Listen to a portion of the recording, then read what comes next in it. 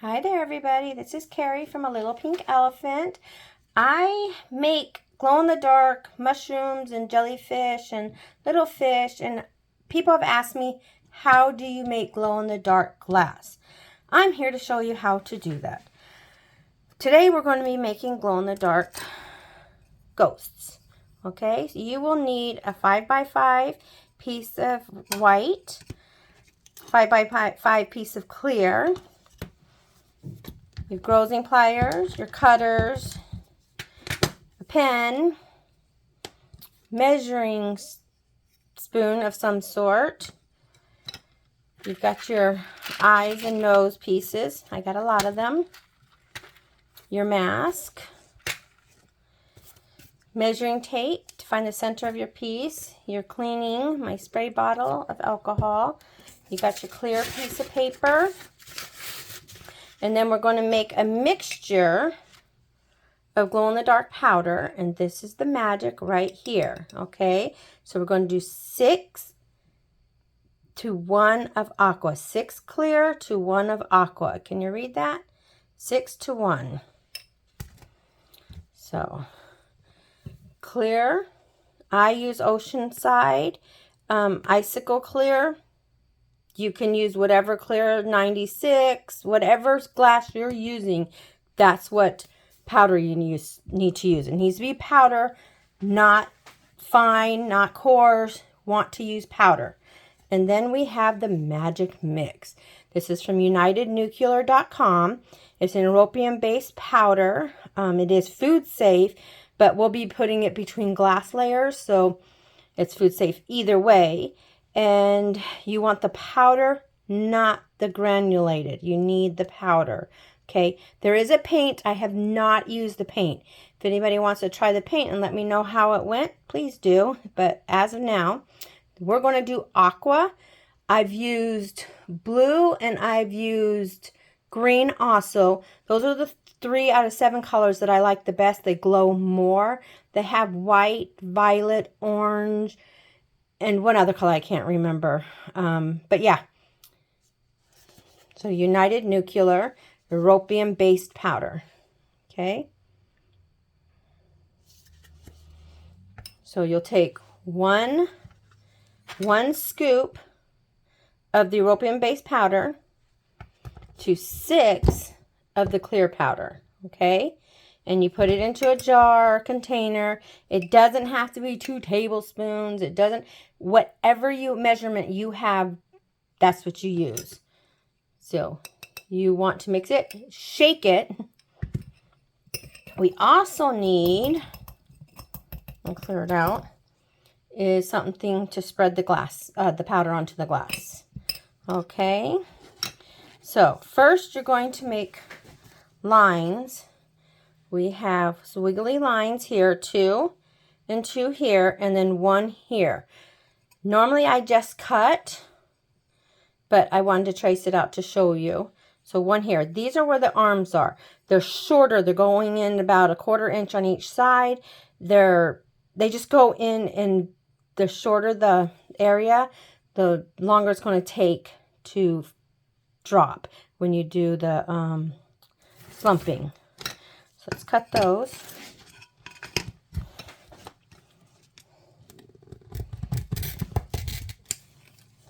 And you want to do the corners also.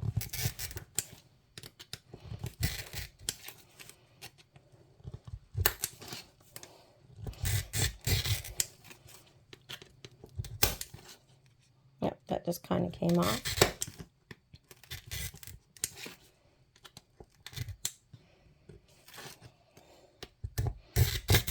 Okay, and then I have my little container that I put all my little white pieces in.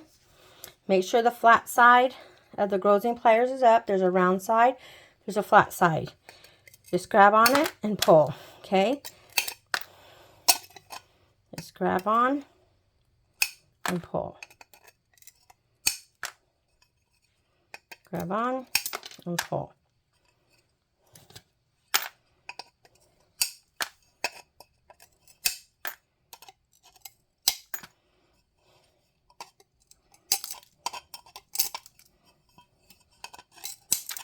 Okay, see how there's little pointy areas? So I take the inside of the grozing pliers where it's riveted right here. Can you see that? It's got riveted. I take it and put it like this right at the edge and break them off. I just kind of grind it just ever so slightly just to make it not pointy, because ghosts are not pointy, right? Well, some might be, but my ghost isn't going to be pointy. So you just, sorry if this is loud, you just take the corners and just smooth them out just a little. If you have anything in here, sometimes if you use the pliers and you break it, you've got a little lip of glass that cuts right here. Just kind of get that off. Okay. And just smooth it out just a little bit. Just so much. See? Nice and smooth, right? You can use your grinder. That's okay. But I don't want to take you all in there for the grinder. Then you clean up your mess. Clean it all up.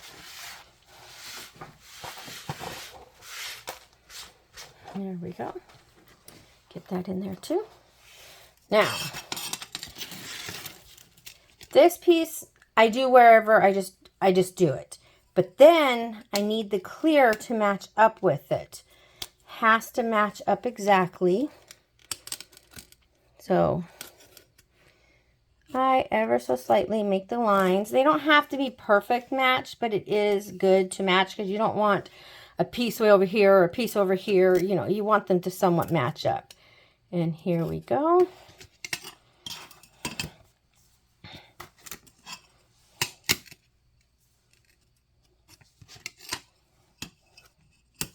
And then you cut this just as you did the other one.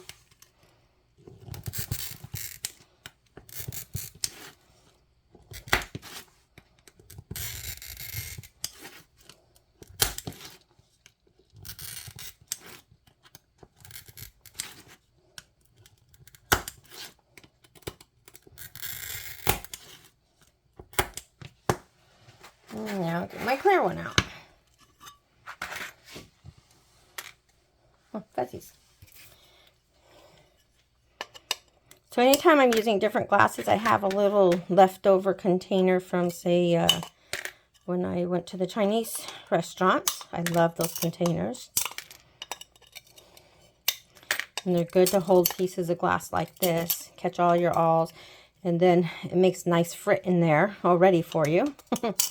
Some nice coarse frit there and other pieces. Just your little tiny ones.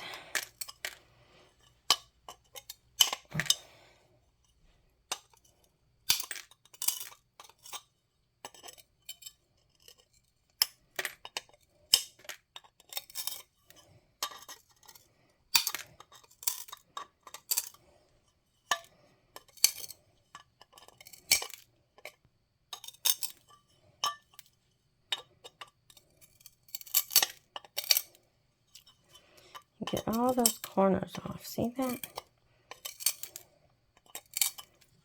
Okay. Let's clean up our glass mess.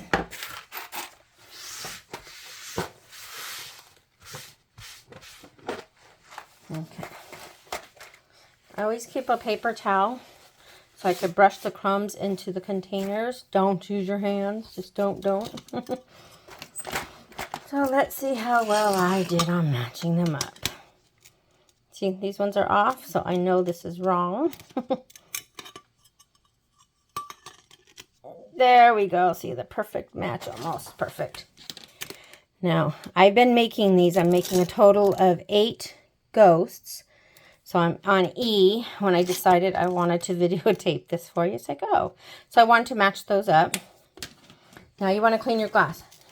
Try not to clean off the letter, but do clean off your glass. I'm using iridescent. Why? Because I ran out of white. And yeah.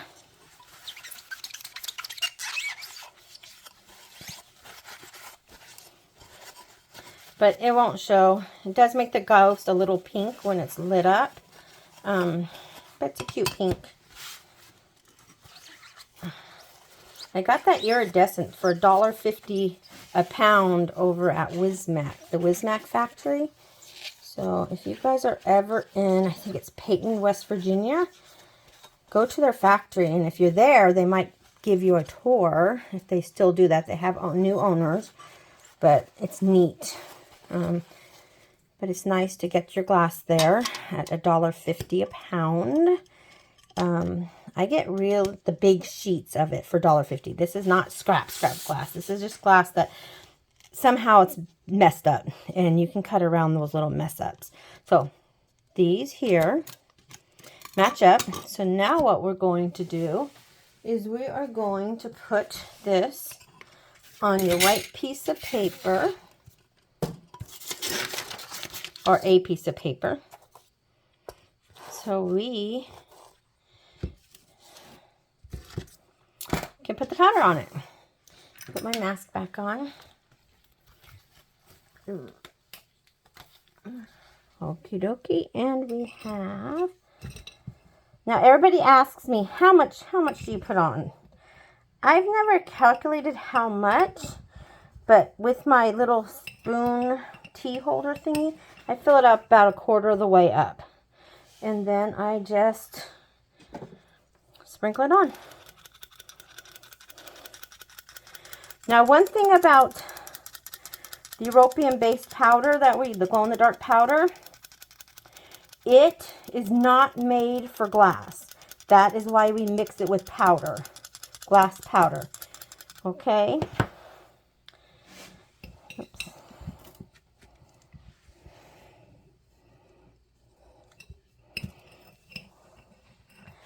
And saying that, you want to keep the edges clear. So don't worry about getting right at the edges because we're going to wipe that off. There we go. Looks pretty even. Now you can put designs, you can write in it. I've done some fun stuff. Now, take off the sides. Just brush it off onto that white paper. That's the clear glass attached to the white. Because we've tried just plain European powder. It does not stick to glass by itself. But this is why we put the clear powder on there. Okay. And then, if you were to leave it like this and just put the glass on there, what will happen is that because there's less layers of glass on the edges, it will attach to the edges first. It's less. And then you'll get a big bubble. And we do not want a big bubble on this. It's nice if you're wanting that, but in this case, we do not want that big old bubble in there. So what we're going to do is we're going to take 4 little pieces of glass. You can do more if you want. And we're going to put them at the corners of the ghost. This will keep it nice and thick. And these will be the last things to fuse. So just put them at the edge. I always put clear if I have a clear top. But you can put white. You can put whatever color you want. Just remember, you'll be able to see it. When we fuse this, sometimes it will show a bubble, and with the ghost, it just gives it more movement, I feel. So it's okay. And you put that on there. Now you're going to want to find the center, which I should have probably found the center beforehand, but the center of your glass. It's 2.5 inches.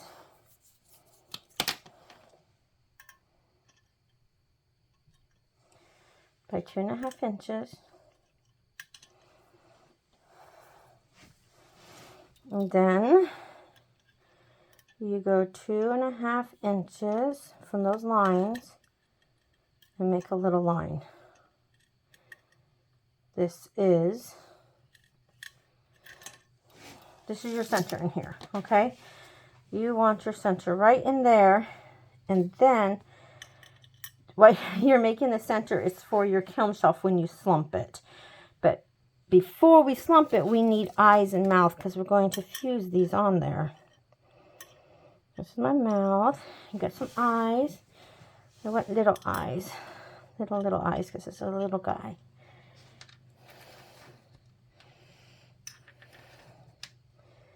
Got some eyes. So you don't want it. Just remember, you have your kiln shelf. Think of this as a kiln shelf. It's in the middle. Mine's not this big. It's a little smaller. But you're putting it in the middle. Okay? And then your ghost needs a little forehead. Not much of a forehead. Okay? So it needs to go down. Just a tad bit. So when it slumps, your eyes are not on top of your head. For purposes... This is an example of what I did.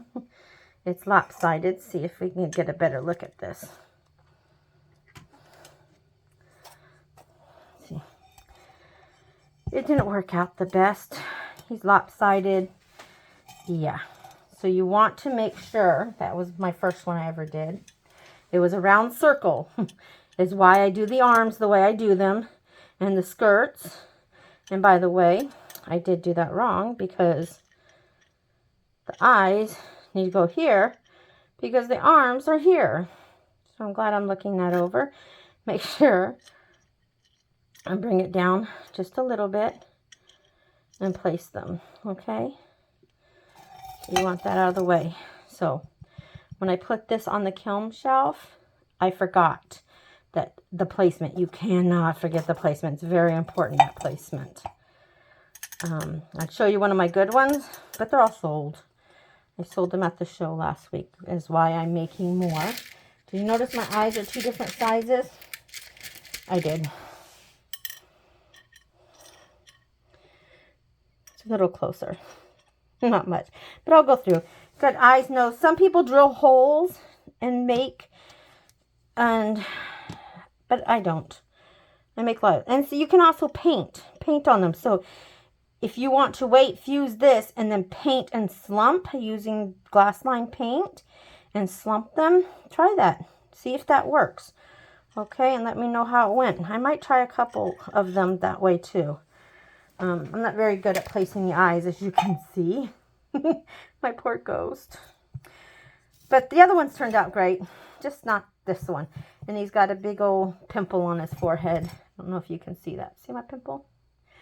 Okay, I'm going to fuse this up and let you see what it looks like tomorrow. It's the next day and my ghost is fused. Woohoo! Let me show you what it looks like glowing in the dark. Okay, this one's blue.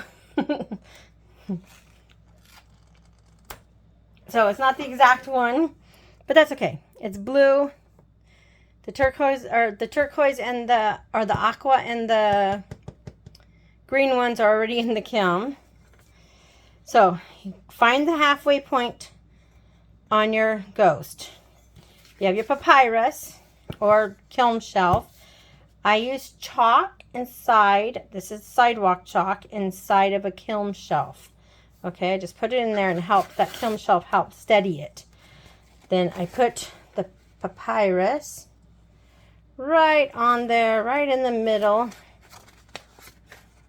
I fold my paper to find the center in quarters. It helps find the center. See that? So that little center right here can go in the center of the chalk. And there you go. And I push it down to help find the center. And then I match these little X's up, these little points. And here we go. Make sure it's all centered. And there it is. It's ready to go in the kiln. I'm so excited. Let's go see it glow one more time. Okay. Okay, till it comes out of the kiln. Just show you that I finally got these ghosts done. I know it's been a week for me, but a few minutes for you, or a few seconds. But here they are. I did fire these a little too hot, so I'll change the schedule on there. But yeah, they're fired a little bit too hot, which caused a cone, you know, around the chalk.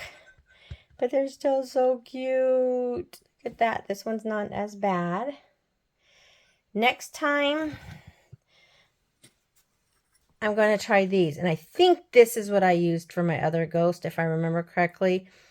I don't know why the heck I used the chalk, but I'm almost positive this is what I used. Put the fiber paper on there, melt it.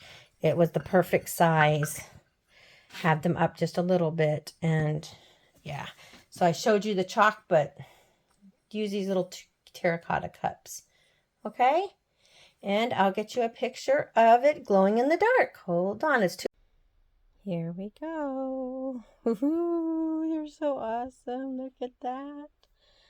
So this is the green and the blue. The aqua, the one we worked on, is in the kiln. It's really hard to tell what they are when they are not glowing. But they're so flippin' awesome, aren't they? I know they are. Thank you guys for watching. If you have any questions, please ask below. And I look forward to our next video. Bye.